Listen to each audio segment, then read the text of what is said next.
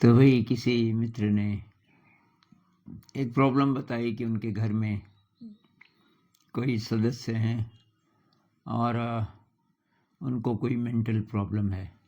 बहुत ध्यान रखना पड़ता है और डॉक्टरी इलाज काफ़ी टाइम से चल रहा है, लेकिन अब वो डॉक्टर के पास नहीं जाना चाहता। हाँ, तो मेरी सलाह मांगी है क्या किया जाए, और सलाह तो दी मैंने ईमेल में। तो उन्होंने बोला कि एक वीडियो आप बना दें तो ये और लोगों के भी काम आ सकता है। आज सुबह से मैं इंतज़ार कर रहा था कि थोड़ा एनर्जी मेरी ठीक हो जाए। बुखार था, पता नहीं आपको पता है कि नहीं, 1 साल से मेरा इलाज चल रहा है। तो ये कोरोना का कोई रूप था, और एलोपैथी में इसका इलाज है नहीं, ये मुझे पता चल गया था। मेरा विश्वास भी नहीं ज़्यादा एलोपैथी में। तो एक होम्योपैथ किसी ने बताया कि एक होम्योपैथ हैं पूना की, अपर्णा देशमुख, उनके बारे में मैंने एक वीडियो बनाया था 5-6 महीने पहले। और वो शायद मुझे जानती थी पहले से, क्योंकि उन्होंने बहुत उत्साह से ये सब अपने ऊपर ले लिया कि अब मेरे ऊपर छोड़ दो और गुरुजी ठीक हो जाएंगे, टाइम लगेगा। तो 1 साल से इलाज चल रहा है, अभी खांसी बची है। पर बीच बीच में क्या होता है, ये वायरल, ये खांसी बुखार लोगों को होता है, और वो थोड़ा सा मुझे भी असर कर जाता है, क्योंकि हमारी कम्युनिटी में 12-13 लोग हैं और फिर 70 के करीब बच्चे हैं।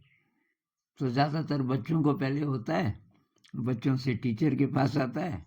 अब मैं कितना भी बच्चों यहाँ तो साथ रहते हैं, लेकिन अभी काफ़ी ठीक हो गया मैं। तो मैंने सोचा ये वीडियो बनाया जाए। भाई, पहली बात, डॉक्टर लोग कहते हैं कोई इलाज नहीं है। OCD हो, डिप्रेशन हो, वो दवाई तो देते हैं और थोड़ा राहत मिलती होगी कुछ टाइम, लेकिन वो कहते हैं इसका कोई परमानेंट इलाज नहीं है। और लोग 10-10 साल से दवाई ले रहे हैं। भाई, काहे के लिए दवाई ले रहे हो जब इलाज है ही नहीं? तो दरअसल ये जितनी भी मेंटल प्रॉब्लम्स हैं, हमने बिगाड़ी हुई होती हैं।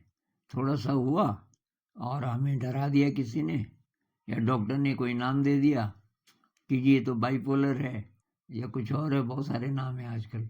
अब हम डर गए और दवाइयाँ लेने लगे। जितनी दवाइयाँ लोगे एलोपैथिक मतलब ये अंग्रेजी दवाइयाँ, उतना ब्रेन कमज़ोर होता जाएगा। आपके अंदर जो शक्ति है खुद ही ठीक होने की, वो कम होती जाएगी। तो मतलब अब ठीक होने का चांस और कम होता जाएगा। और इसका इलाज बहुत सिंपल है भाई। मानसिक बीमारियों का कारण है आत्मविश्वास कम हो गया आपके अंदर, और अगर आप ध्यान करेंगे तो सब ठीक हो जाएगा। अब ध्यान कैसे कराएं ऐसे व्यक्ति को जो बात ही नहीं सुनता? तो भाई, परिवार में अगर ऐसा कोई है आपका, आप ध्यान कीजिए।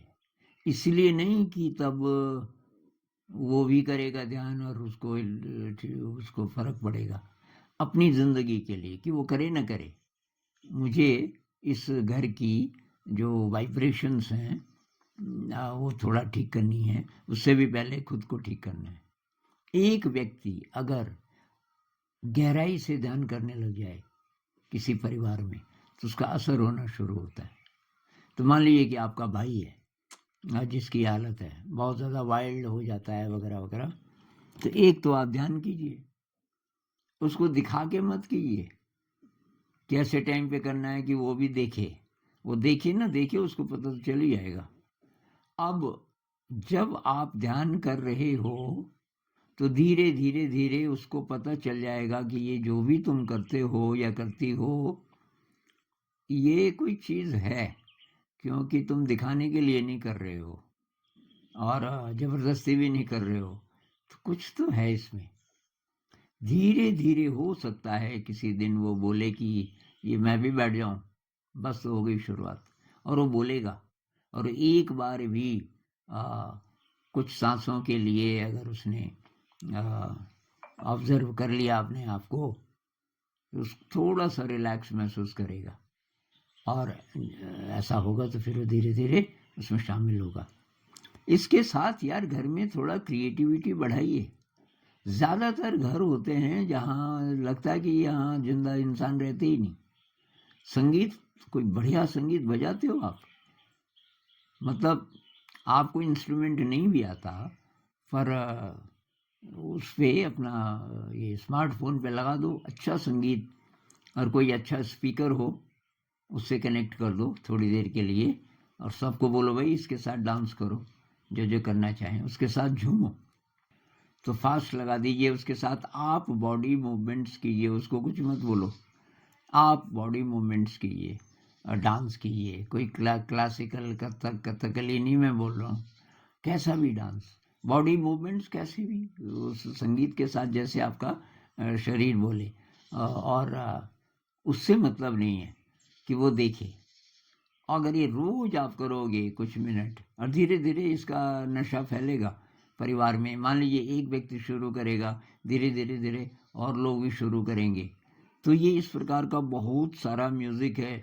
जो बड़े बड़े उस्ताद हैं उनका कोई थोड़ा सा रिसर्च करनी पड़ेगी आपको कि कौन सा पसंद है आपको।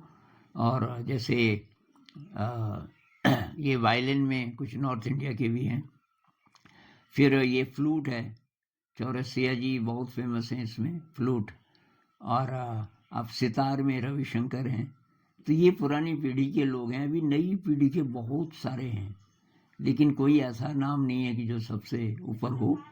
तो ये संगीत दूसरी चीज़ है कि जो कि आप ये यूज़ कर सकते हो घर में। और तीसरी चीज़ है क्रिएटिविटी। कोई हाथ का काम, कोई ऐसी चीज़ जो आप क्रिएट कर रहे हो, जैसे कि टोकरी बुनना हो गया, जैसे कि मिट्टी का बर्तन, एक चाक ले लो और मिट्टी के बर्तन बनाना शुरू कर दो नए प्रकार के। मैं एक आदमी को जानता हूँ जो बहुत पढ़ा लिखा, और उसने ये बनाने शुरू किए बिल्कुल नए नए डिज़ाइन।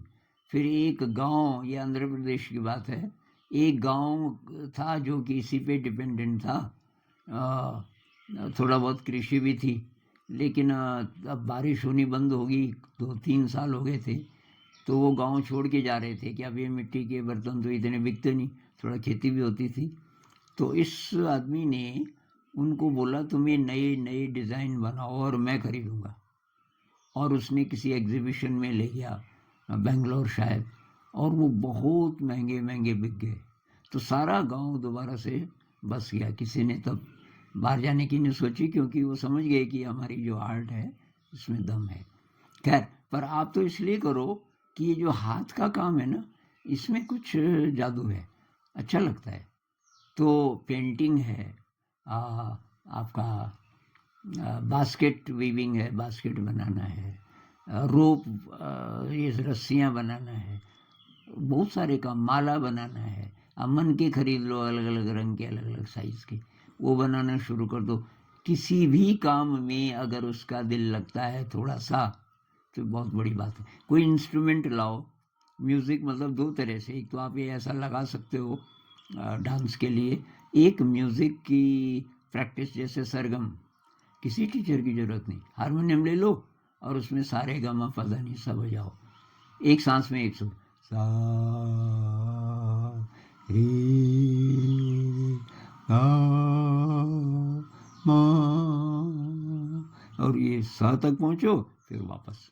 ये ऐसे आप 7-8 बार करोगे तो ये 15-20 मिनट मेडिटेशन हो गया एक तरीके का। नमस्कार।